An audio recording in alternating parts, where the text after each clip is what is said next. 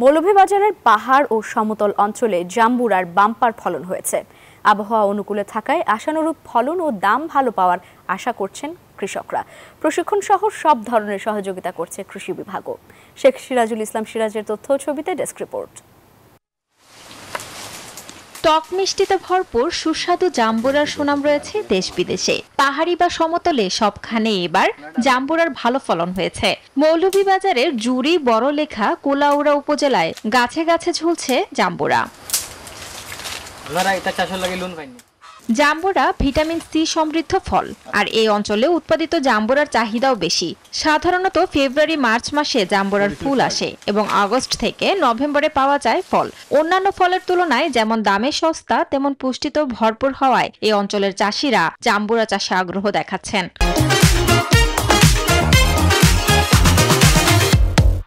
অনেক জাম্বুরা আমাদের এই এলাকায় আছে, অনেক ব্যবসায়ীও আছে, বাইরে থেকে আসে। আমরা বাংলাদেশও এবং বাইরে দেশেও এটা প্রচলিত হয়। এই এলাকাতে শত শত জাম্বুরা চাষি আছে, কিন্তু ওরা টাকা পয়সার দিকে, অর্থর দিকে তারা সরকারের কোনো সহযোগিতা করতে পারে না, করে তারা আগ্রহীতে পারেন না। খুব সুস্বাদু, লক্ষ লক্ষ টাকার জাম্বুরা আছে বাগানতে, থাকলে আমরা চাহিদা মতো জাম্বুরা দিতাম পারি না। জাম্বুরা বিক্রি করে বেশ লাভ হচ্ছে বলে জানান পাইকাররা। যে আমরা ঢাকা যে আড়ত কাছে যাত্রাবাড়ি বা বড় যে আড়তগুলো আছে ওগুলাতে দিয়ে দিই। চাহিদা অনুযায়ী এখানে আরো দরকার, ঠিক আছে। আমার মনে হয় এখানে আরো অনেক জাম্বুরা চাষ করলে আরো ভালো হতো। ভালো ফলনে কৃষকদের প্রশিক্ষণ সহ সব ধরনের সহযোগিতা করার কথা জানালো জেলা কৃষি সম্প্রসারণ অধিদপ্তর। স্থানীয় চাহিদা মিটিয়ে এবং ঢাকা সহ বিভিন্ন জায়গায় রপ্তানি হচ্ছে, এবং কি কোনো কোনো ক্ষেত্রে আমরা জানি যে বিদেশে জাম্বুরা যাচ্ছে।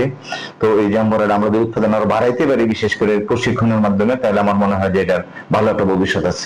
সরকারি পৃষ্ঠপোষকতা ও প্রশিক্ষণের ব্যবস্থা করা হলে বিদেশে রপ্তানি করে দেশের অর্থনীতিকে আরো এগিয়ে নেওয়া সম্ভব, এমনটাই মনে করেন চাষিরা। Desk report, news 24।